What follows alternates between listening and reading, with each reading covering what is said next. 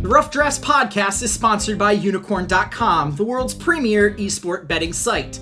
Log on today to bet on all your favorite esports titles at the simple click of a button. Choose your game, choose your team, earn unicoins, and who knows, maybe you'll earn enough to enter to win any number of fabulous prizes, such as Logitech peripherals or CSGO skins in their marketplace. Unicorn.com. Log on today.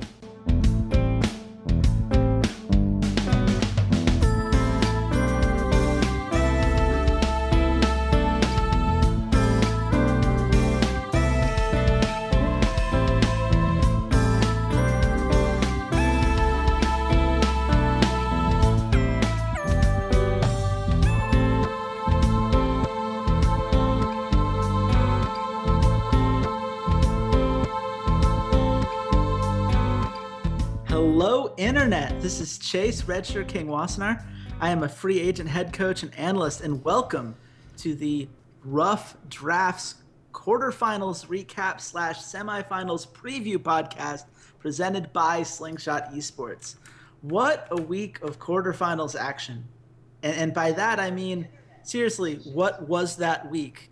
I don't really know what to make of it other than the fact that it happened and it was blowout after blowout, and I guess that's good because the good teams managed to do their thing. But on the other hand, it was always going to be hard to live up to the group stage, but certainly there was a noticeable lack of hype. Wouldn't you agree, friend and fellow co-host Walter Ceades Fedczuk? Lack of who hype. I should totally introduce at some point. Lack of hype. How Lack of could there hype. possibly been a lack of hype when Forgiven would be playing against the esports Jesus only known as Licrit?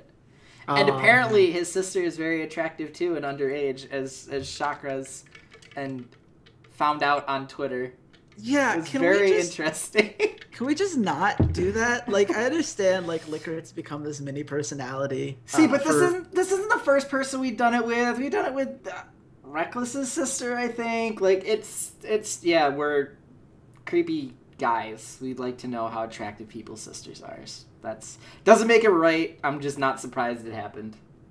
You know what? I'm not surprised it happened. I'm not surprised I forgot to do the audio recording until right now. So podcast listeners, welcome to the show. Walter and I have already introduced ourselves, and we're just going to ignore the part about Licrit's sister that we just mentioned because it makes me feel icky and wrong, and just pretend that this is where we started. Go team. I'm sure the stream is going to be very happy at how well organized I am already. But yeah, I mean, look, this is going to be hype. It was straightforward, okay. And there was a thread on Reddit that I actually agree with. Like, like the quarterfinals should be stompy. Like, it's the number one seeds out of each of the group versus the number two seeds out of the group. Like, yeah, it's the four best teams versus maybe the four next best teams. Like, maybe one of those two seeds are better than one seed, but like, it's not going to be all four, and it was pretty obvious when we saw the draws that, yeah, there were four good teams, and there were four mediocre teams. Yeah, and for the record, I think that, the one argument you can make is maybe Group C. If it hadn't been paired with Albus NoX Luna, maybe there would have been a 2-seed beating a 1-seed. That's the argument that I've heard thrown around, and I'm not sure whether I agree or not. It's not really fair to Albus NoX Luna to say that, like, they are the least deserving of the teams. They made it through their group. They beat the opponents in front of them. They beat the Rocks. Tigers in a they game. beat them, I mean, you have to give them that. But, at the same time, it's very rare that all four games not only go chalk, but go chalk so decisively. There was never a moment in any of these series where you thought the underdog could win. Samsung series and H2K series were just blowouts. Yep. And when it came to the Korean teams, you almost felt like when they lost the game, they were just toying with the Chinese teams. It never felt like they were out of control. There was a moment, though, after that EDG win, where I was just like, really? Maybe. It wasn't a firm, like, I want to go put money on these next two games and go, like, EDG's going to win this. But it was like, if I went to sleep right now and I woke up tomorrow morning, someone's like, oh yeah, EDG reverse swept them, it would have been believable. Like, it wouldn't have been like, no way, there's no joke, I have to go check the wiki right now. Like, if someone had said, like, yeah, EDG won the last two games, that would have been like, okay. If you said that about Royal, I would have laughed in your face because there was nothing that Royal did in their series that actually made me think they were going to beat Faker 3 times. But yeah, the EDG series, that third game, there was definitely a little bit of magic that I was like, maybe Deft solo carries this. You know what the magic was? The magic was that Smeb played Fiora out of pure disrespect. That was the magic. And when you're playing 4-on-5, these things can happen. But we need to start from the beginning because that's a very good place to start. And that was Samsung and Cloud9. Ugh. Walter, we claimed Cloud9 was a little fraudulent going into this series. A little fraudulent. Would you say that on a scale of 1 to 10, how fraudulent do we think Cloud9 making it out of this group is? They shouldn't have left their hotel room. They should have stayed in their hotels. That was abysmal. It was pathetic. It was embarrassing. That was one of the worst played international League of Legends games that I've ever seen between a Western team and an Eastern team. That was awful. And honestly, those players should all be embarrassed that was what they put up. It was embarrassing. That was awful. That was horrendous to watch as a Western fan. I have no love lost for Jack and the Cloud9 organization. It's very well documented on this podcast. It was part of our felt Q&A last sorry week. for that. I was going, oh God, Jack. Oh God. And then people are talking about afterwards like, oh, you obviously can't win if you have Sneaky as your AD carry. I'm like, okay, but let's look at it this way. Who are you going to replace him with in North America? He's the 3rd best AD carry in North America. Well, he's the 2nd best North American citizen AD carry. I don't know, guys. Either get rid of Jensen and then you have to go to the mid lane talent, or you get rid of Impact and then you have to go to the top lane talent. North America's screwed. Yep. That's real. I mean, it's funny because there's an argument of people, a constituent of people, I should say, that would argue, well, look, North America had the 2nd highest win rate amongst all of the regions involved at this tournament. You know, they all went 3-3 in the group stage. That's pretty nice. You know, we had one team make it to the quarterfinals. It's better than last year. This is improvement. And if improvement looks like an 0-3 loss to Samsung, in which it didn't look like they were on the same rift, like these teams were just. I want to take everyone back in time. I want to take everyone back to a better day when that argument actually held some weight. Mm-hmm. Because I remember, God, it feels like it was yesterday, but it was 2 years ago. 2 years where we got, I think it was 2 North American teams into the quarterfinals. And I feel like we were playing against a similar organization. Was it Apple? Was it Nokia? I don't know. Some cell phone based technology company where they had 2 teams at Worlds because back then this was possible. And our stalwarts, our North American stalwarts, our TSM and our TSMB team known as Cloud9, they went in there. We were all like, yes, we can do it. And they lost both of them. Lost 3-1, but we can hang our hats on that because, damn it, both our teams took a game off the Koreans. Yeah, and now we have to those were not fraudulent wins in the slightest. You go back at that Samsung White game and totally believe that TSM was the better team on the Rift. Yeah, now we go, well, you know, we had the better group. We had the 2nd best group stage record, you know, out of everyone. So obviously North America deserves the consolation title. We deserve the unofficial world championship belt that G2 unrightfully stole right before they left. So well, to be fair, had Albus NoX stolen it, that would have been an entirely other issue. Can you just imagine the world? No, it'd be on H2K right now. Actually, no, it'd be back on Rox because Rox won the tiebreaker. Yes. No. In some other world, if they beat G2, they would have been the 1 seed. And I don't even want to talk about it now. We're in another universe. Yeah. Never mind. If somehow Albus NoX, let's say they win that game and then just I don't know how tiebreakers would have worked where they don't end up out of the group stage. I guess that cleared them out, so they could not have kept it.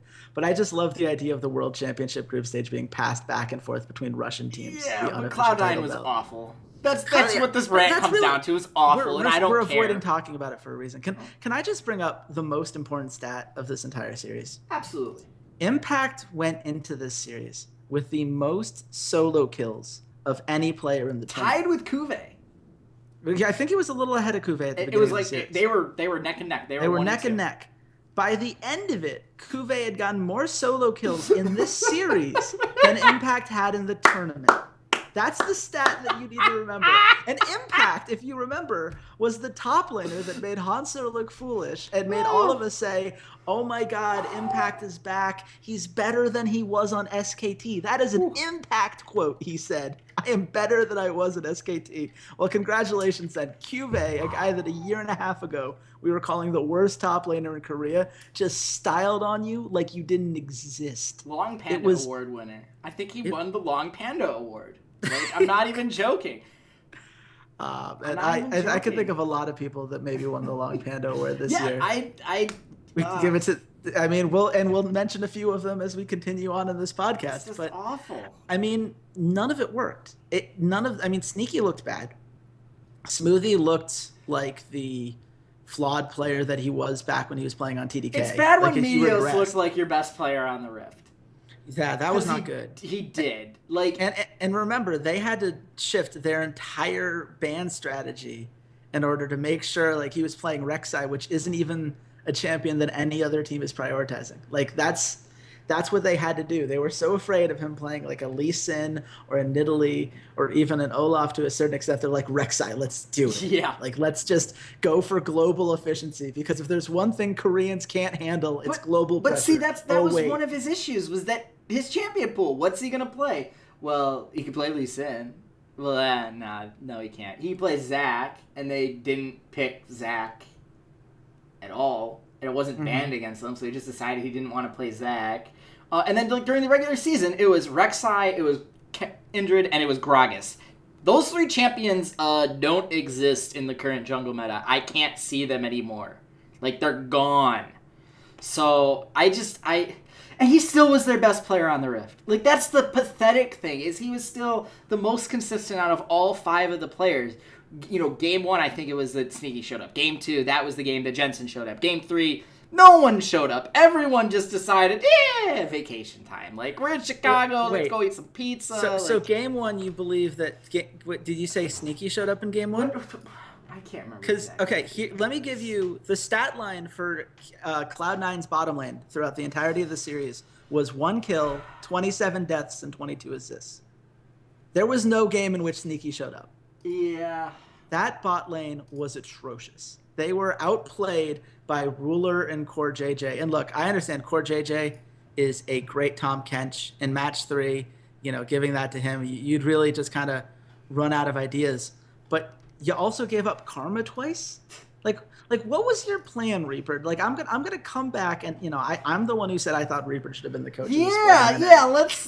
But look, at least he coached his team out of the group stage, right? But even then, you look at these drafts. It's how do you keep giving away dominant laning pressure to Samsung in the bot lane? You're not gonna win the mid lane. Crown is too good. Jensen's gonna be able to keep even. You're assuming going into the series that Impact is going to be able to beat QV, and instead you keep putting them on things like Rumble.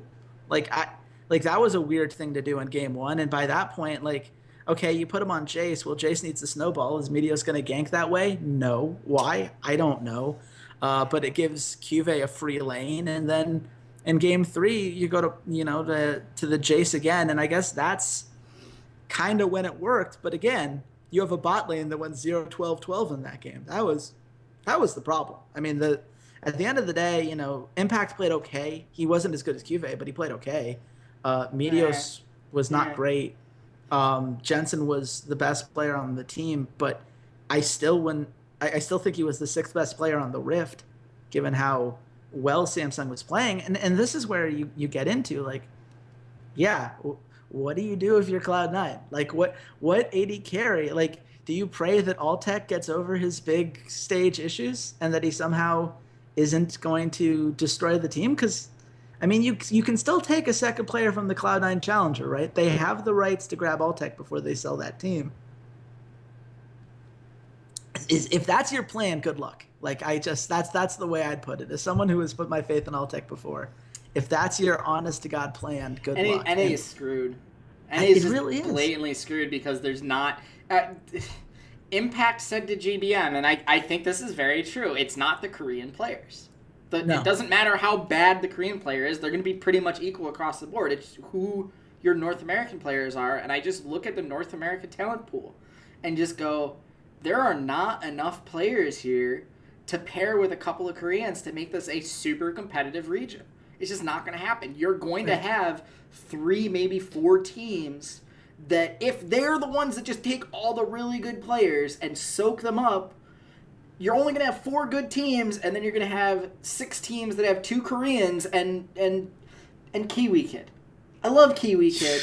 I love him. Stop it. Love Kiwi Kid. I love Kiwi Kid. Kiwi Kid is never playing a game of professional. He wasn't good at League of Legends last year. I'll admit that. I love the guy. Or most years. He wasn't good at it whatever. You know my love of Kiwi Kid.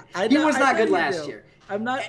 That doesn't make a competitive region. Taiwan is learning that, even though they don't mix their teams up at all. Apparently, as we learned today, that the Flash Wolves have re-signed everyone again. The fact that you have to understand that was not. We don't plan on making any changes. It's we can't afford to let Karza, Maple, or Sword Art go to China. Please, for the love of God, don't go to China. That's all that was. If that means that we have to sign MMD and NL for a while and then either pray that they get better or make changes later on in the offseason, they'll get out of those.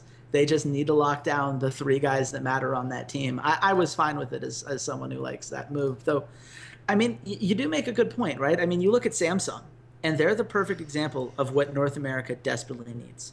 Homegrown talent. They took a year. They struggled. People gave them a whole bunch of crap. These players were garbage tier. We weren't going to see any of them ever do anything relevant in the scene. This was what we were saying, right? This is, the idea that they had is that we are just going to rebuild and trust our organization, trust the coaches, trust the process, grab a guy like Ambition if you find someone who you think has potential and just needed a change of scenery, and you make a team off of that. And in North America, if any of these organizations had a history of developing talent, I would say go for it. But the only one that I can think of that has taken challenger talent and turned it into something that was meaningful. Oh, what team are you going to say? Phoenix won. That team went from being a bad team that had terrible visa issues to a team that managed to take series against good teams towards the end of the split. I mean, that's the trajectory you want, right? I'm not saying they're a good team. I'm saying that they are the team. If you're looking at an organization with the money, finances, and potentially structure, to build an organization and to improve upon this year, keep the same roster and just improve bit by bit, that's the organization that can do it. You can make an argument maybe Echo Fox somehow pulls something off if they make the right free agent signings, but it's all a matter of, do you think that you can grow players? That's just a mess. And I don't see who does it. I don't see which teams Phoenix 1 and Echo Fox are not they're not where you were at. Phoenix 1 started the season 0-9 and managed to avoid relegation. That's all. I wasn't expecting you to go to those two. I thought you were gonna say Team Liquid, but then they fell apart because of other. Team Liquid didn't develop talent. Well, Team Liquid's done the opposite of develop talent. Dardoch, Matt Morlow. First of all, look at what happened to them towards the end of the split. Look at how Dardoch has made himself a pariah that Team Liquid absolutely wants nothing to deal with, despite the fact that he's supposed to be one of the best North American talents we've gotten in forever. Look at how Lorlo just collapsed in the playoffs. They took talent, CLG, put it Louis in their system. Sticks. They would have been way better examples than Echo Fox had or Phoenix Biofrost. 1. But I'm talking about the Samsung plan of a whole team of young guys. We just start over from scratch with a young team of guys. None of those exist in North America. It does not exist. But that's just it. And that's why my analog is crap. That's why the metaphor falls apart. You cannot imagine a world in which Phoenix 1 or Echo Fox take these young guys, develop them, and turn them into a star team the way that Samsung just did. No, because the North American thing is we're going to go get 2 Koreans. We're going to throw hopefully some okay role players around him and hope that 2 Koreans can carry us to Worlds. And that's just not going to happen. That's literally what the model is in North America right now. I know, and it's a terrible model that doesn't work. If it worked, we'd have North American teams. We wouldn't be celebrating the fact that we got one team to the quarterfinals with a 3-3 group stage record in a group in which 2 teams self-imploded to get them there. Kill me now. I mean, that's where we are. And all of this, by the way, is not to dismiss anything that Samsung Galaxy accomplished, because Samsung Galaxy played flawlessly. They were amazing. They looked so good. They looked so much better even than I was expecting. So here's the flaw to me. Okay. Ruler is still an issue. Ruler is a decent cleanup guy. I just look at who they're and we'll get more into this later, but they weren't stomping Sneaky and Smoothie because of Ruler. They were stopping Smoothie and Sneaky because Core JJ and Ambition were playing extremely well, controlling that lane and ganking that lane and getting Ruler ahead. It wasn't anything Ruler himself was doing to crush that lane. Ruler is not some god tier mechanical AD carry, but you don't need to when you have a support who is that kind of player and who plays the lane well. And the important thing is Ruler doesn't make mistakes. He's compare him, for people who don't watch the East very much, compare him to like Hjarnan back in his H2K days. A guy that just knew how to not make mistakes, knew how to play well in team fights, got a whole bunch of kills, was ready to take those big fights that mattered. He wasn't the shiniest player on the team, but if he's your 3rd or 4th guy, you're golden. And on this team, he's your 4th guy. Juve, Ambition, and Crown. Sneaky. Sorry, let me. I gotta sneeze. Sneaky. Sneaky looked terrible this series. Yeah, but that's what he was in season 3, 4, and 5. Sure. Literally, you just against North American talent.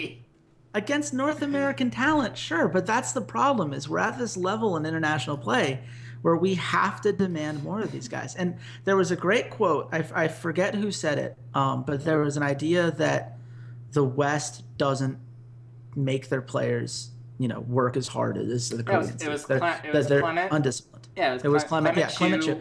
And I got to tell you, he's 100% correct. Like that's what a huge part of this problem is that right now, if you're in North America, if you're double lift, and I'm not saying double lift is that guy, but if you're a player like double lift, you're a player like Froggen, you're a player, you're one of these guys held in high esteem. Are they going to fire you? Like, what would you have to do to get fired if you're double lift? In all reality, mid-season. Once the split's already started. What would you have to do? You have all of the power. But by the time you try to bring in a sub and work them into the system, and you'd have to find a guy who would be in the challenger level who isn't anywhere near ready, you've submarined a whole season. But see, it's so that personality can do whatever they want. But that's not necessarily a fault of... That's a fault of there's no talent. That's just what it comes down to. There's no talent. Who are you going to bring in as a sub to replace double lift? Like, that's why teams are trapped, is because there is no talent. Who right now, if you said TSM needed to, let's say we're in week 6 of the regular season, and Double Lift goes on some racist, horrible rant on Twitter, and you're like, we need to suspend him for the rest of the season. Maybe he comes back for playoffs. We'll see. Maybe he takes some anger management courses. I don't know. Whatever. Who do you replace him with? That's not already on a North American LCS team. Well, I understand that concern, but guess what? Koreans have no problem finding solo queue talent and continuing to turn them into stars. They know how to develop it. They know how to prepare them, and they have told every single one of those players, you are replaceable. The Korean exodus happened after Season 4. That was the big message Korea sent to the world. We're not going to overpay these guys. We're not going to spend a ton of money to keep any of these guys around. Samsung let all 10 of their players go. Every single one of them went to China for huge amounts of money. And we said, guess what? We're going to come back and we're going to be better than you guys. And in 2 years, they were.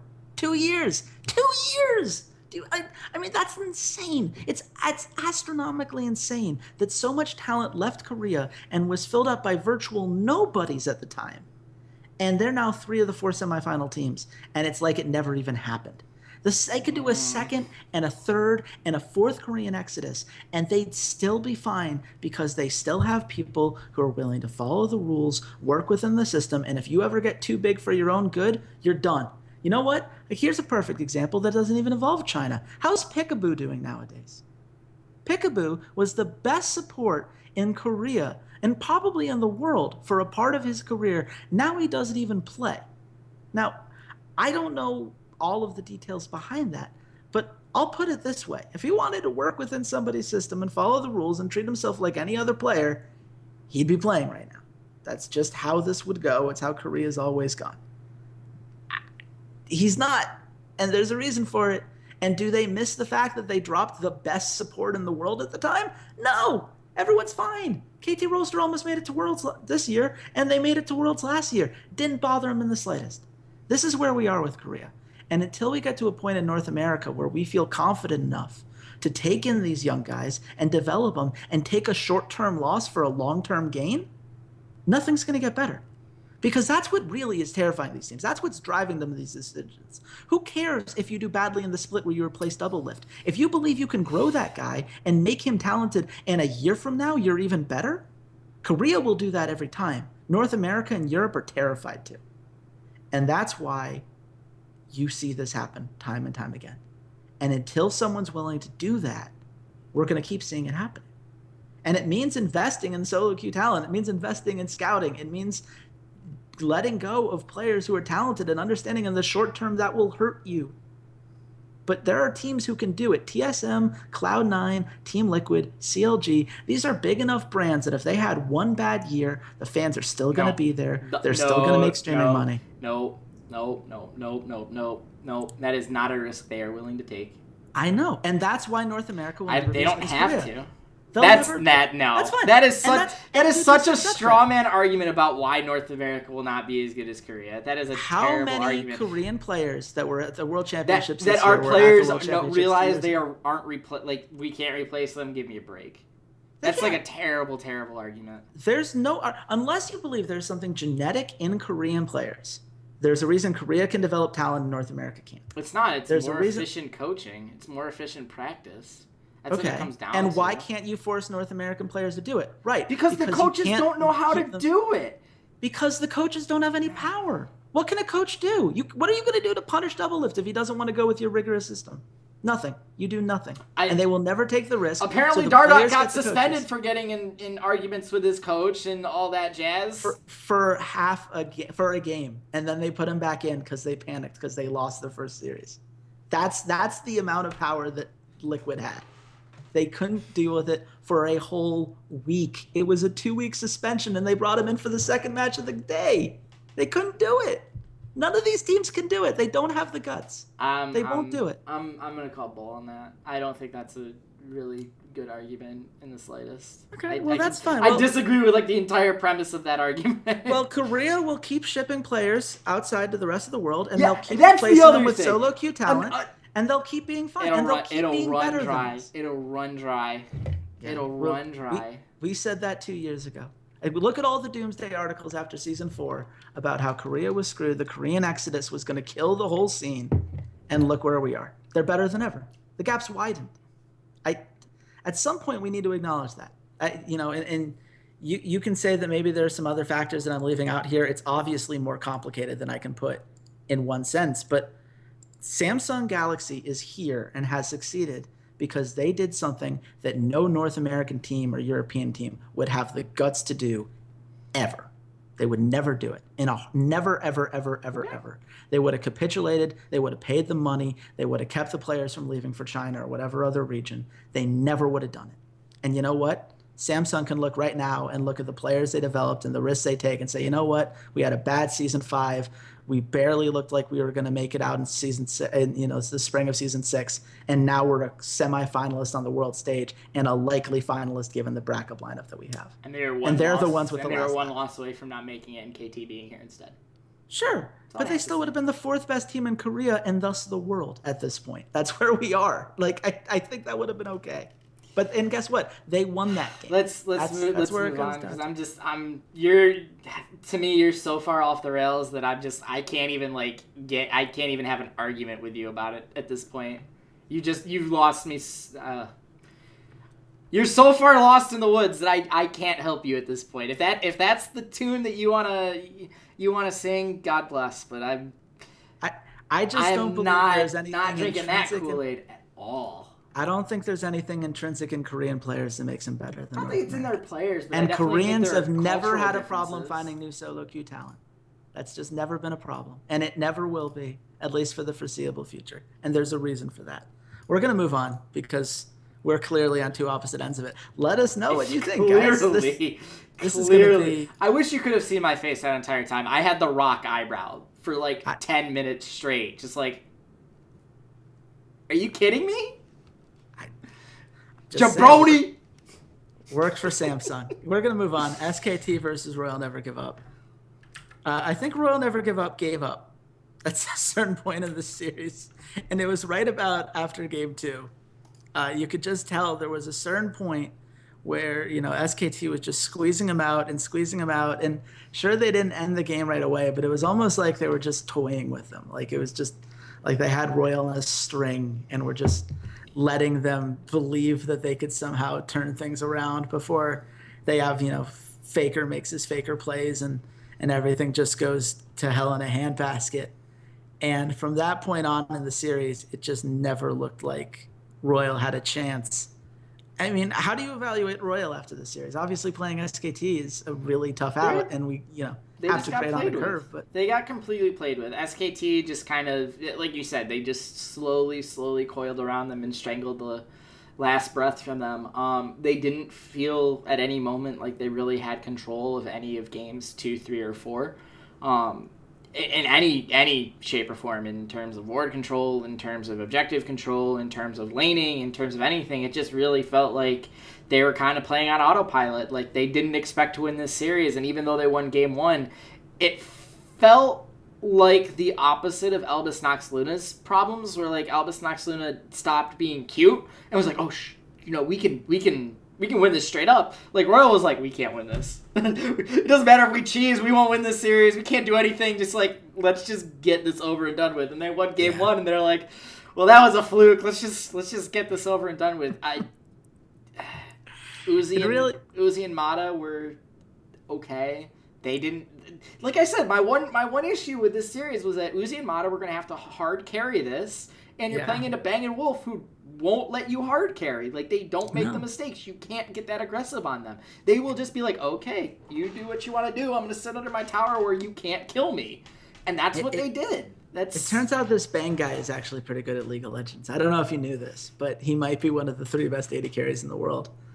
It's easy to forget, right? Because Faker is Faker, and Faker attracts all the attention on SKT. But Bang had a historic season in his own right.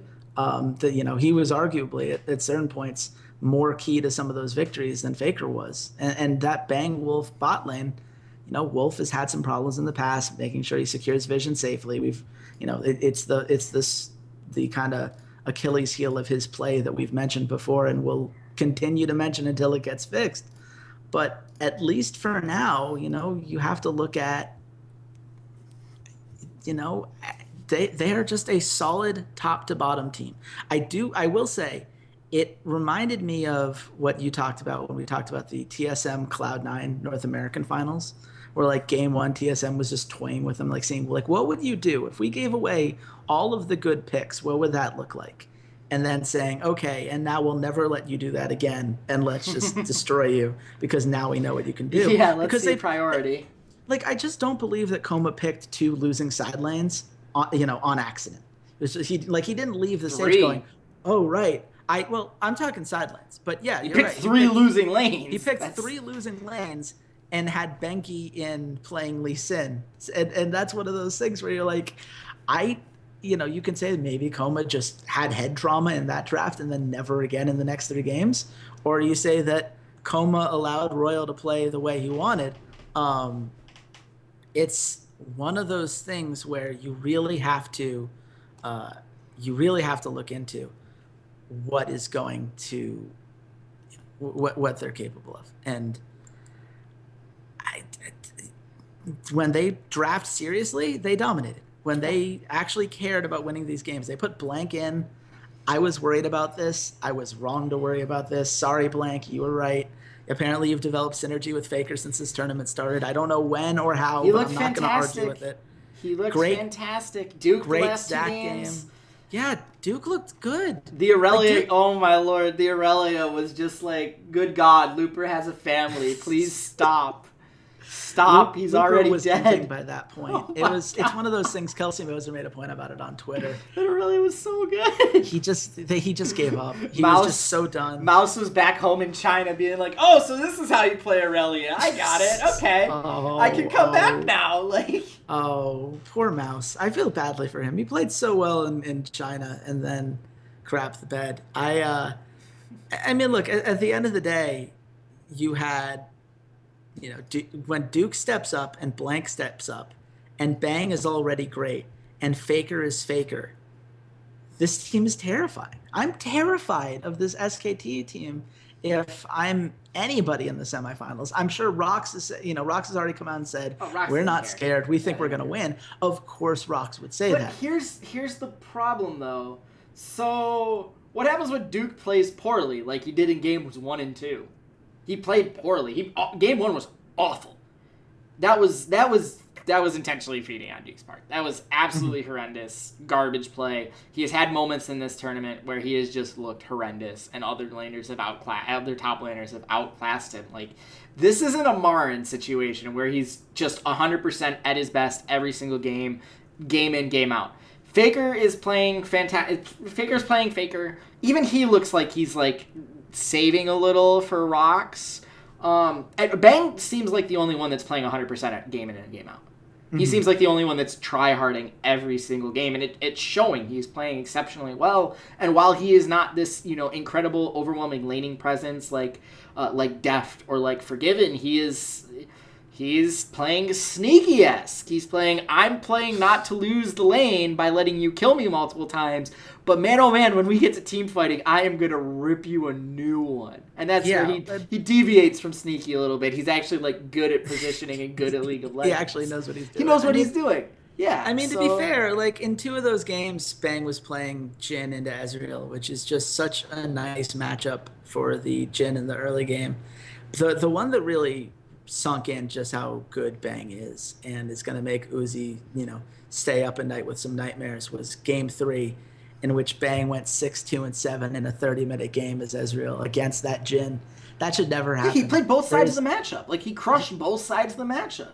Yeah, and people will point to game 1 and say like, well, no, game 1 he still went 5-1-1. He was still the best player in there. He plays such an amazing Ezreal, and he plays such a good Jhin. And when you can play everything in the meta, I mean, this is the problem that Rox is going to have. What do you ban? Like, where do your bans go against Duke? Against SKT? Duke. You go after Duke. We'll get to that series later, but it'll be Duke.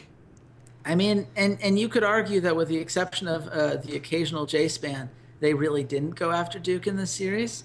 That surprised me from Royal. I thought that was going to be something that they would look into doing, but I guess they just felt like they had to ban some of the more stereotypical. You can't let Faker have Ryze. Mm-hmm. They weren't willing to first pick the Syndra, so they weren't willing to let that through, even on blue side. I think banning Blank's Olaf in game 4 might have been a little bit of an over exaggeration. His Olaf is really, really good, dude. It's really good. But guess what? This is something, and people have pointed this out before. You cannot ban out an entire player if they have too much of a champion pool. Yeah, you're just not going to be able to ban them out. There's no point. That one ban meant nothing to stop Blank. It had no effect on whether you're going to be able to do better in game 4. Guess what? His Elise was just fine. He played, his Zac was fine the game before that. You will never have enough bans. And like you said, maybe it's Duke. Maybe that's the answer. And we'll look at that. Don't worry, that is the answer. That's what the answer will be for Rox is punish Duke. Yeah, I mean, is there anything else to say about this series? I feel badly for Royal. I mean, obviously they meant to play well. It was not the cleanest series from SKT. It was a methodical SKT game. It's a stereotypical SKT series, but it wasn't pristine. I'll put it that way. It was not a perfectly ironed dress shirt that Monty spends 2 hours on right before he goes to cast, and then he gets in there and they say, "Oh yeah, we want you to wear this silly Shen costume instead."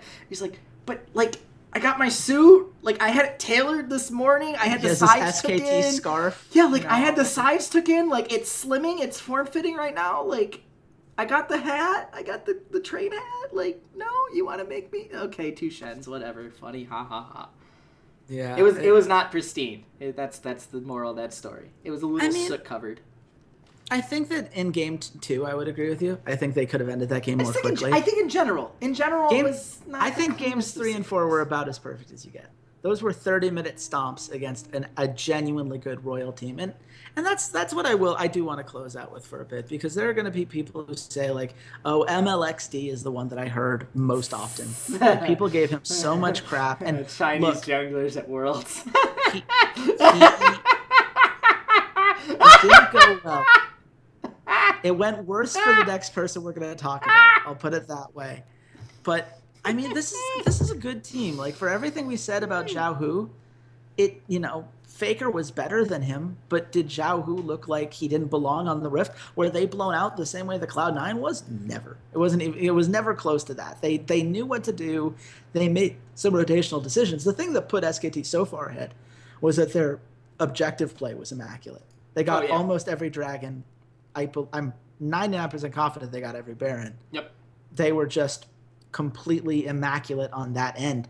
And when you give the enemy none of those objectives in order to, give themselves a chance, those little edges that might help them make up for a little laning deficiency here and there, that's why I would say it was more pristine than I think you feel, because I did feel like they understood that they didn't need to just style on teams. They don't style on teams anymore. That was season 3 Faker. Season 3, and that's fine. SKT. Like they're just fine. Methodical. They close the game out, and however many minutes it takes, that's what they're gonna do. But I look at it, and I have to look at it in a super critical lens here, because they're not gonna get to play against Albus NoX Luna. They're not. They're playing the Rocks Tigers. They're playing against the 1B team in the world. Because that's how I'm looking at this. It's Rocks and SKT are 1A, 1B. They're like, I have to give SKT the advantage because they've won literally every series against Rocks since, I don't know, the beginning of the Rocks organization. Like, hey, Rocks won the first best of 3 in the summer. I don't care. They've got their numbers. When it matters, SKT has Rocks' number. Straight up has their number. I have to give them that little advantage. But every mistake, and I'm going to say the same thing about Rocks as we transition. Let's just transition into this Rocks series. Rocks, it's the same thing. It was a stereotypical Rocks series, but it was not pristine. It was not perfect. There were definitely some issues. Minor little things that if they were going against anyone else in the world, I'd be like, I'm not worried. But against a team as good as SKT and against a team as good as Rocks, every single one of those tiny little mistakes is just that thread that they can pull, and all of a sudden your entire shirt is gone. That's what it is. You make those tiny little mistakes, and Rocks will just start pulling at the string, and all of a sudden that it's done. It's ruined. You can't wear it anymore. You got a hole in it. You got a Baron-sized hole sitting in there.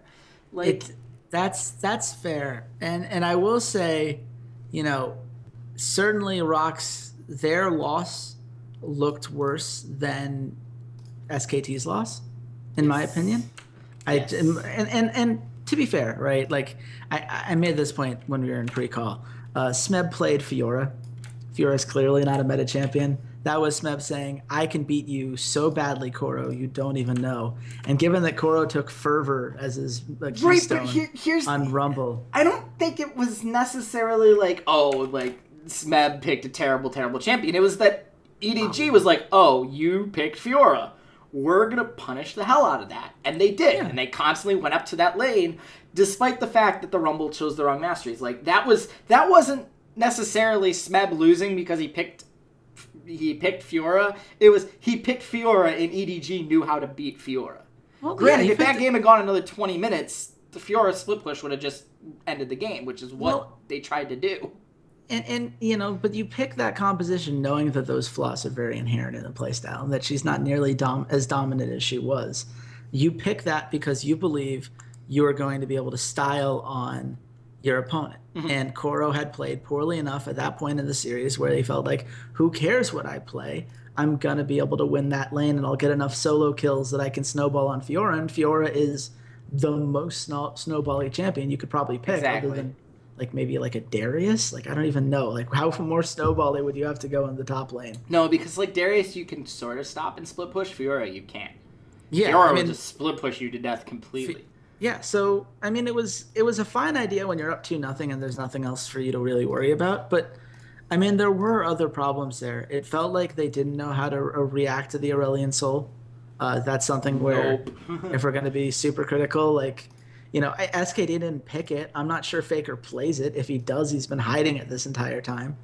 But I guarantee you he's been hiding it this entire time. It seems like a Faker thing to do. And he's been hiding an Aurelion Soul counter pick. I guarantee it. He has both hiding. Well, he's played against Aurelion Soul before. He picked right, Ryze. But there's no way that's. He has a hidden counter pick where it's gonna be like, yo, Kuro, play that Aurelion Soul. I dare you. And Kuro's gonna be sitting there like, you've played Olaf mid lane. What do you have? Like, there's no way you leave up Aurelion Soul and just like stare at me like. That's a secret. It is Olaf mid lane. That is the actual. It's mid lane Olaf. I mean, I don't know what the pick would be, but I guarantee you Faker has Aurelion Soul ready to play if he feels the need to, and he has a counter pick to it ready that he has not unveiled. This is Faker we're talking about. He plays literally 135 champions. Faker is Faker. And 5 from Dota. He actually is able to import the champions from Dota into League of Legends because he's got the Faker cheat codes that just allow him to do that. I mean, look, it is one of those things where, you know, we can nitpick that loss to death. I think that, you know, being able to have to let EDG focus so much on your top lane allowed them to more easily roam and get those neutral objectives, and that's something that I think SKT was a little better at, you know, never giving their opponent a break. EDG, even in their losses, managed to get a Drake here and there. Granted, they were usually Cloud Drakes. Yeah. So, you know, how much did it really hurt? Probably not that much. The dragons that appeared in, like, series to series to series to series was just like, wow. Man, I'm so glad some of these teams had terrible, this. terrible luck. Let's be honest with it. Are you saying that the triple Mountain Drake that ROX Tigers got in Game 1 compared to the wooden Cloud Drake that EDG managed to grab was maybe not as equivalent as in Game 2 when the ROX Tigers got 2 Ocean Drakes? Like let's be clear.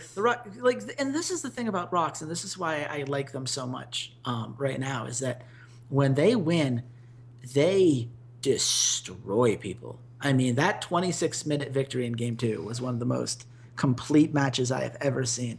I mean, that's why they were able to fool.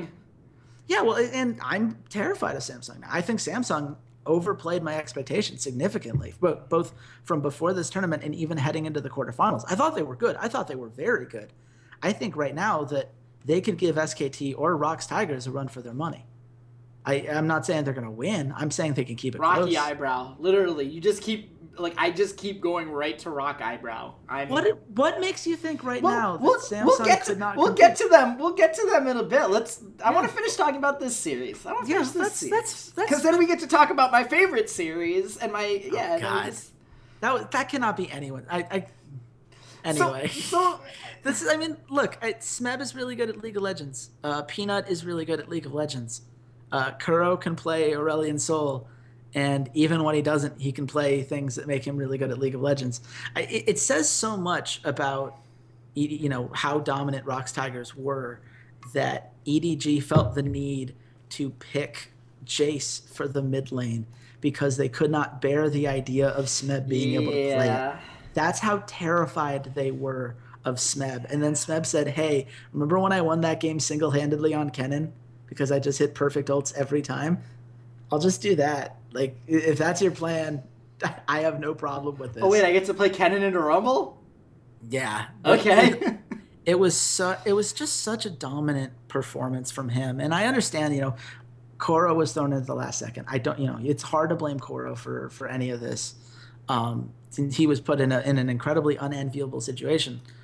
But, you know, for a bot lane that we usually describe as more passive, right? We used to call Prey the ultimate utility AD carry. He made Deft and Mako look stupid in a lot of these games. No, you are definitely misremembering. Levels like 1 to 5 were all about Deft and Mako. Sure, Levels like and guess 1 to what they 5 got were out just of it? straight up Almost death and makeup. nothing. They weren't translating into kills. It wasn't translating into towers. So what? Once it turned into level 6 and beyond, Praise Caitlyn was once you beautiful. started actually getting ganks and started getting into, 3v3s and whatnot, because I'm just not convinced that Clearlove knows what he's actually doing in the jungle anymore. Oh, man. I'm just... He to be fair, award. Kelsey made an excellent point. Mm-hmm. He is being too creative for his own good. Yes. I think she missed a couple points in her wonderful Clearlove Overrated article. Mm-hmm. That was the one point that she absolutely nailed, was that this just reeks of creativity for creativity's sake. He needs to really go back to basics. He needs to really relearn how to jungle baseline, and then you can start getting cute again. Then you can start, wanting to play carry junglers like Hecarim and all that jazz. I didn't like the Hecarim pick. You thought it was better. You thought he did pretty good on it. I didn't like the Hecarim pick. I said in the preview, when we previewed all these teams, I previewed EDG. I said, and I quote, "Please, EDG, stop picking Hecarim. It doesn't work for you." I said explicitly those words. I hate the Hecarim pick. And this is where I have this problem, is that I don't know how much of this lies on Clearlove and how much of this relies upon the coach and the system that's been created, because Clearlove is clearly playing a very particular style. Like, he's not ganking top lane. It's not like he's never ganked top lane his entire career. The guy's been playing for years now. He's got more trophies than most players will, at least within his own nation, and he has MSI 2015. No, he probably has the most trophies out of anyone not named Faker. I'll admit that. He probably, yeah. I mean, and the guy has proven, like, he knows how, he can gank top lane, believe it or not. He didn't, and that was clearly a plan that they created, and I think it was a bad plan. I think that there's a difference between play to your strengths and completely isolate your weakness such that the enemy can prey upon it and just get a whole bunch of kills and just destroy you, which is what happened to poor Koro over and over again. If you're Koro, how bad do you feel that you let a Maokai go 2-111 on you in 26 minutes? Like, that's got to be the most devastating. Like, how does that happen? I don't think you feel bad because you go, where did the pick come from? Why is he playing Maokai? And it was a genius pick. That was absolutely genius from Nofe to be like, hey, we can play Maokai here. And that's the difference. Nofe coached an almost perfect series. Yeah, Aaron was horrible. If you assume, Aaron was terrible. The pick and ban made no sense in any of their losses, and even in their victory, there are questionable things that just so happened to work out because Rock's Tigers were goofing around. And that victory for EDG was the equivalent of when TSM beat Samsung White. They were just goofing around. They picked a weird composition, and congratulations for being able to take advantage of that. But then Rock's Tigers put their big boy pants on again, and they smashed him game 4. And, this is one of the things, right? If you can't pick on Prey, because Prey is going to be able to lane very safely and then team fight well.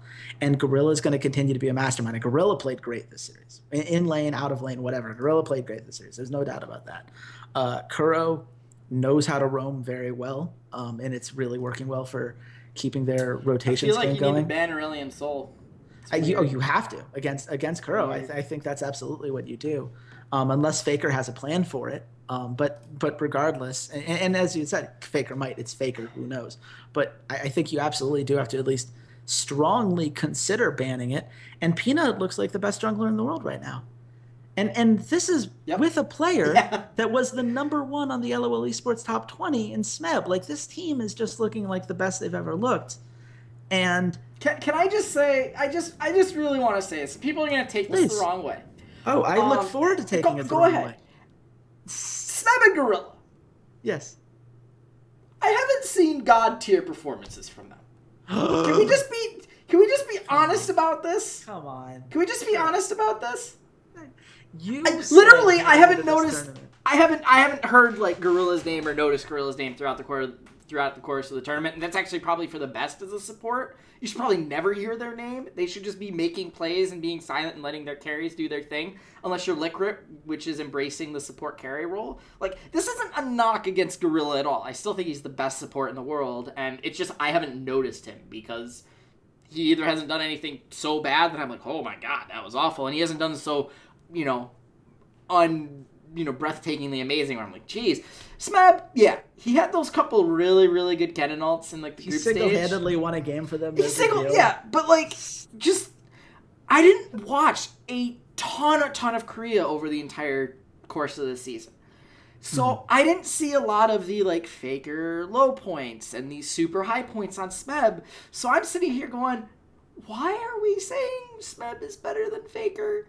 Which is something you said on this podcast, by the way, when we previewed. I said maybe today he is. I said, if you asked me today, this moment, yes, because I'm going off of what everyone has said about how well he's played. But from what I have physically watched at this tournament, I don't see it. I see Faker being Faker and controlling and just stomping his lane, and I've seen Smeb lose a couple lanes here.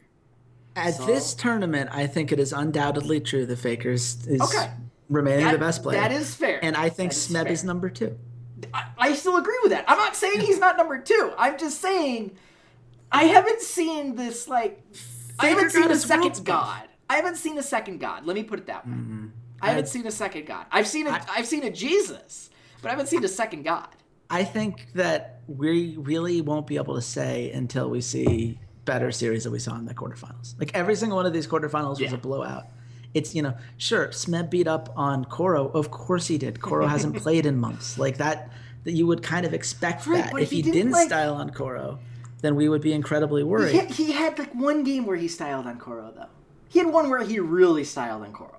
I'm taking away the Fiora. The other two were just like, a better player beating a worse player. It wasn't styling. The CS lead was pretty insane. It wasn't in kills, but he so zoned out that lane. Koro never had a chance. Those were not close lanes. Those were not, I mean, and it was to the level of they really had to try to get Koro as many resources as he could on other sides of the map, because as soon as he had to face Smeb just pushed his face into the tower over and over and over again, and he never felt safe. And he shouldn't have, because Peanut was there to Lee Sin kick him into death, because that's what happened to Koro so many times this game. And you're not going to look dominant on a Maokai in lane. He looked dominant in the fact that he absorbed so much damage in the team fights. It was like people had forgotten how Maokai works. And that it's like my bullets, Maokai. They do nothing. Like, it was so brilliant. Oh, Maokai. I love Maokai. I'm so glad. Can I just take 10 seconds to be like, I'm so glad he's the Victorious skin? Yeah, sure. Go for it. Have you seen the Victorious skin? 10 seconds. I'm so glad he's the Victorious skin. I love Maokai. I miss Season 3 jungling. There, I'm done. Here's the problem. The Maokai skin exists, so there's no need for any other. It has a fan! The little sapling, it'll hold a fan for him with his back animation. It's like a little fan. It's adorable. It's way better than Maokai. It's way better than Maokai. Best Victorious skin so far. I mean, I'd have to look back over this. You know who else is victorious? You know who else was victorious? We're doing. Is this the segue we're going with? Sure, let's do it. Who else is victorious, Walter? Underwhelming. Oh, okay, yeah, that's true. I like to call it. I was gonna say. I got you there. I got you there. Of the two players I saw in this series, Gaduamne is the one that really took me by surprise. Holy crap, he looked good. He did. And granted, he only had to play one champion, and that one champion was Jace, and the Jace was really, really, really, really, really good. And I'm going to read from Liquid's tweet longer. Okay, go ahead. First of all, he starts with the phrase "to all haters," and I just want to point out, Liquid, that you did such a good job of becoming Russian Jesus the last couple weeks. There were more Albus NoX flares on the subreddit than there will be of any Russian team probably ever again, unless something miraculous happens. Diamond Prox came back to Gambit today. I said probably. And good luck with that, by the way, Diamond Prox. I don't like the rest of that roster very much. But regardless, you had been known for being this toxic player that everyone in EU hated playing with, and all you had to say was nothing. Just keep being the nice guy who does the great, motivational speeches and was so nice to G2 when they fell out. And instead he has to make some shot. He makes a shot at Taiwan for some reason. Like, what did Taiwan do to you, buddy? Like, you didn't even play a Taiwanese team in your group. Like, there was no need for it. There was just absolutely no need. He says that a lot of things went wrong. He gives a Jason Statham quote, which I thought was fascinating. I don't remember the last time anyone quoted Jason Statham about anything. I'm going to link this in the chat, by the way, for people who are watching the live stream, because they might want to read along. Oh, it's fantastic. It was fantastic. But here's this is gonna be Coach's Corner with Chase Wassenar, because I was a coach and I get to claim this. Bans. This is him trying to defend the pick and ban phase for Albus NoX. Nidalee on red side is a must ban. No, it's not. Absolutely not. Nothing is a must ban. It is always situational based on the person you're playing. And in this particular situation, you letting Jankos get Nidalee does not make a big difference. His champion pool is too deep. It is absolutely not a must ban. Stop it. That is an excuse. That is we decided that we were going to ban Nidalee on red side no matter what every game. And granted, it is a popular red side ban, but there have been plenty of Nidalees that have gone through and been beaten at this tournament and in many, many, many, many, many other situations. She does have a predictable pattern. It's not a must ban. Stop it. You're better than that. Rise, a lot of H2K strategies were built on this champion. Sure, Ryu plays a great Rise. I understand that ban. Olaf, again, yeah, Jankos played well on it. You know what Jankos has played well on? Basically every champion in this meta. It's not worth it. There are so many things. Again, good players, you cannot target ban that way. It doesn't work. Sivir is ultra broken. No, she's not. That is one of the silliest things that I've heard come from a professional player at this tournament. If you look at the top picked 80 carries, Sivir is, I think, 4th right now. You would take Jhin, Caitlyn, and Ezreal before you would take Sivir. All of whom have had pretty good, decent matchups against Sivir based on where she is at this point in the meta. She's not at all broken, and it's Forgiven. Forgiven hates playing Sivir. He has gone on record so many times saying Sivir is not what he wants to play. Why in the world would you do that? And then Kennen, we didn't want to see overwhelming on him. You're right, because you would have much rather kept seeing the Jace that was destroying you. Caitlyn was a must. Okay. I agree with that. So can we stop at the bans so I can I want to kind of discuss these point by point, and instead of having a huge wall of Chase goes over every single thing. And so you couldn't. The I didn't Nidalee, realize you were part of Coach's Corner, but that's fine. Well, just because your Nidalee point is 100% wrong, because every single team in quarterfinals banned Nidalee on red side except one game, and that was SKT first banning her on blue side. Just want to point that out. You saying that is wrong in terms of the context of the tournament, because literally every single team in quarterfinals did that. It is a very good champion. In the quarterfinals, it was banned quite a bit, but in the group stage, we saw it get beat. It's not impervious. It's not impervious, but I'm just saying every single game she was banned on red side except one where SKT did it. That's all I want to say. But that doesn't excuse any of the other bans that I brought up, especially the Sivir one. I hate the argument. Totally agree with everything else except the Kennen. I think Kennen is scarier to them as opposed to Jace because of the ultimate. That's the only reason that I can defend that at all, is just the AoE stun that they were scared to deal with. Other than that, I'll concede everything else. Here's the problem with that. And this is a quote. Gnar was a must, the only champion in our pool who could lane against Jace. How is that true? How is that there's no way. In his that pool. Is the only thing. Yeah, in his pool. Pool. That's a huge problem. Well, that is a massive problem for how this team was built. And you cannot go into it, you can't go in and not have an answer or a backup plan for this Jace pick. And at the very least, once you realize that your plan doesn't work, you have to adapt. And that's the thing. I can go on for, Cinder did, Cinder's a really strong pick. They kept letting that through. They kept picking Vlad into it, which he admits was dumb. Picking Zyra, he believes that that it wouldn't have affected their losses. I think that Zyra is one of the few champions on which he's looked good this entire time. He did look very good. Yep.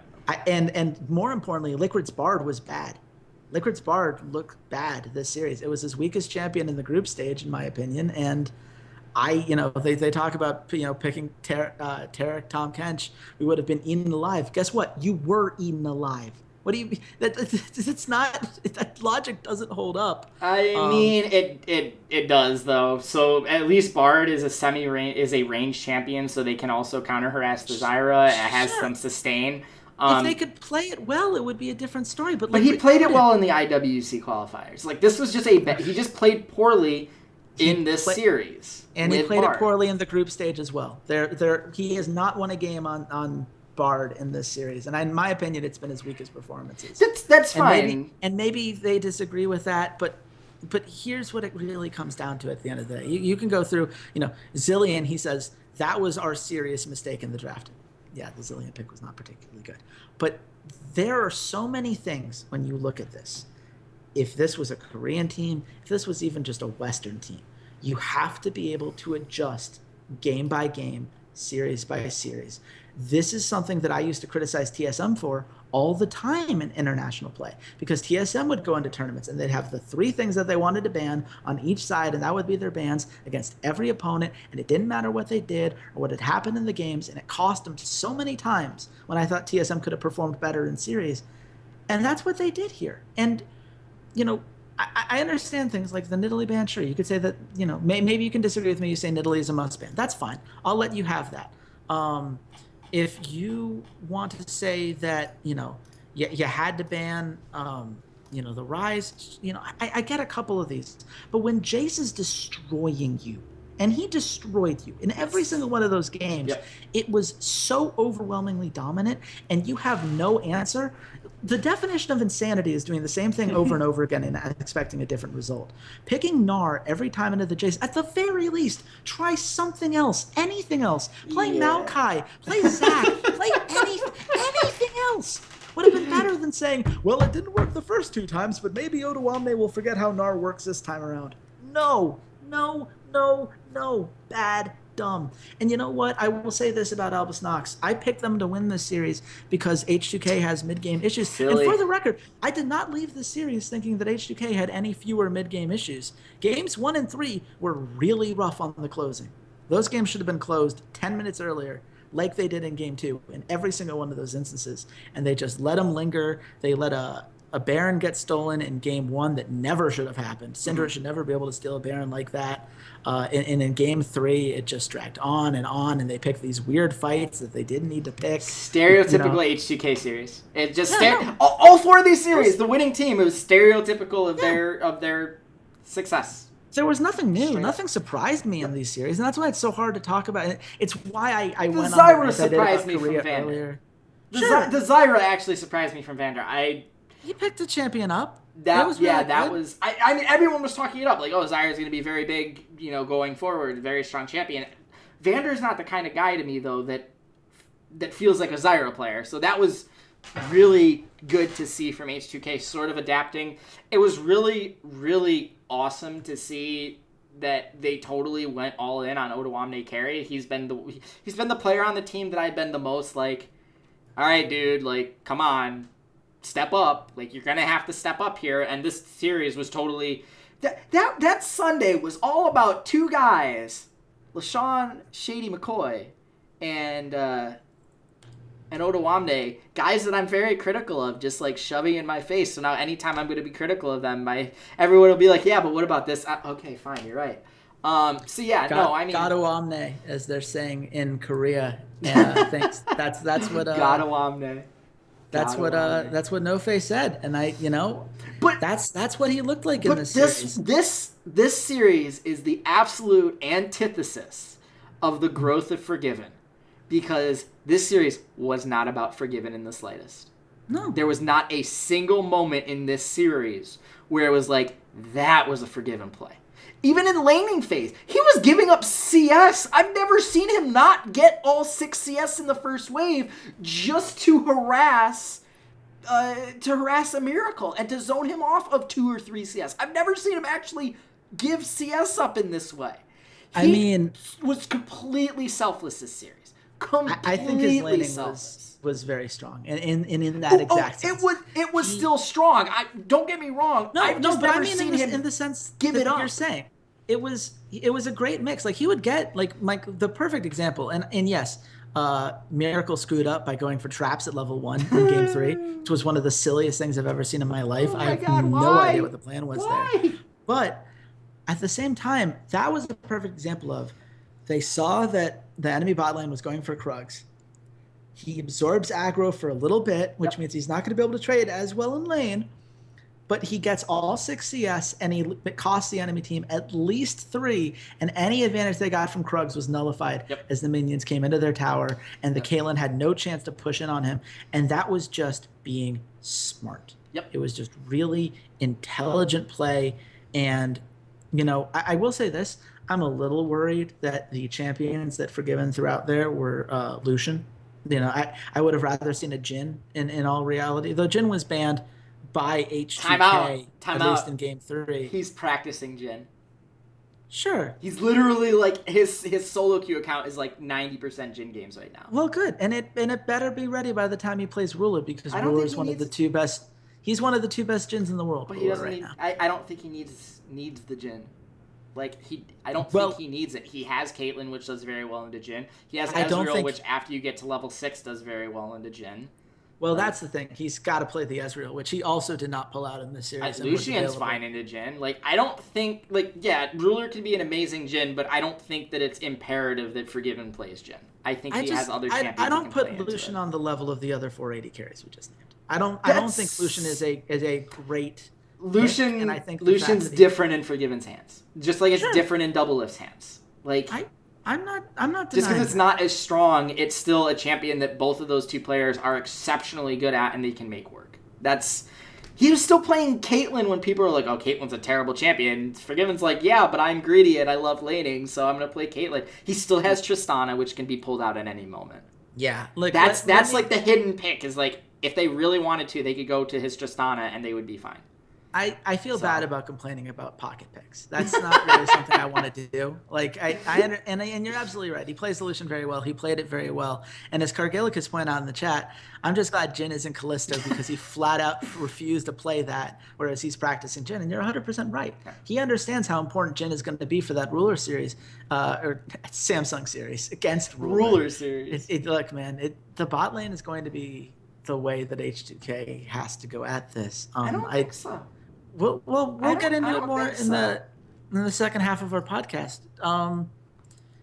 I think that wraps up. Is there anything more we want to add as we go through before we to put an end to these quarterfinals and start looking ahead towards the semifinals that are going to be in Madison Square Garden, where we'll be?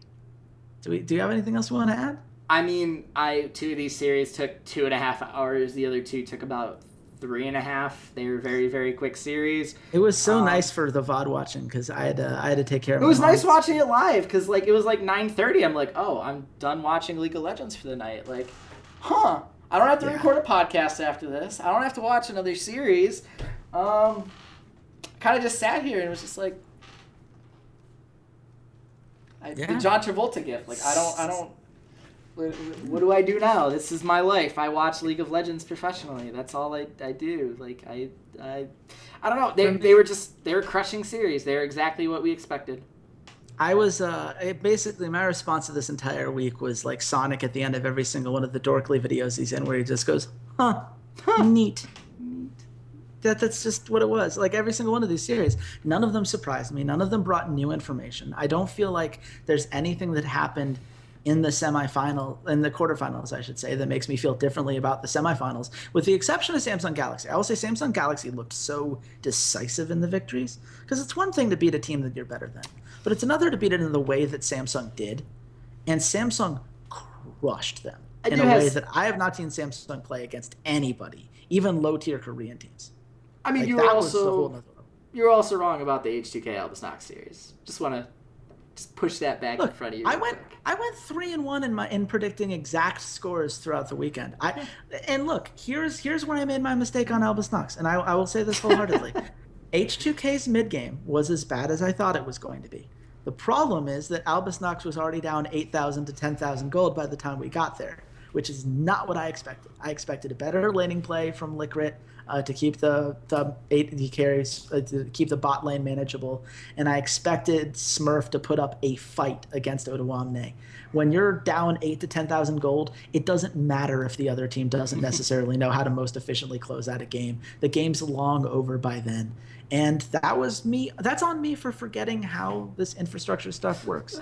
They've never been in this kind of spot. They've never played in an international tournament this big before, and it showed. So I think that's it for the quarterfinals. For those of you who are listening on podcasts or watching the video later, there's going to be a part 2 where we talk about the semifinals. We're actually going to guess the lines in these semifinals. That's right. We're putting both of our podcasts into one, because the Guess the Lines podcast, if we didn't, would be like 10 minutes long. There are only 2 matches. So we're going to throw all of that together after this quick break over on Twitch. For those of you, again, who are listening at home, twitch.tv/roughdraftspodcast. If you follow that, you'll know when we go live, and you can join us on these lovely live streams that we do. We love interacting with the crowd, and I think that it's great to have you guys there if you can spare the time. Otherwise, obviously soundcloud.com/esportsroughdrafts, iTunes, if you search for Rough Drafts in the podcast section, that's your audio only version for those of you who like to take it on the go. youtube.com, search Rough Drafts Podcast. We're this close to being able to have our own URL, but if you just search Rough Drafts Podcast, you'll find it. Just subscribe. You'll get all of our videos. You'll get any fun kind of highlight video we want to do. I'm not sure. Maybe we'll do something just, for fun when we're in New York together. I have no idea. I bought a brand new portable charger that'll charge my phone 5 times on one charge of the portable thing. It's literally a laptop battery. Like, I bought it and I looked at the dimensions on Amazon. I was like, that's like 6 inches. And then I opened it when I got home today, and I was like, this is like a brick. Like, I could break a window with this thing. Like, it's like hefty. I'm kind of surprised. I'm gonna have to bring a backpack with me. Yeah, well, you'll have to, you can leave the backpack at home for the next part of this podcast. We're gonna take a quick, let's say, 5-minute break before we head into the semifinals. For those of you watching on Twitch, be sure to come back. We're going to talk about semifinals, guess the lines, all that fun stuff in about 5 minutes. So until then, goodbye.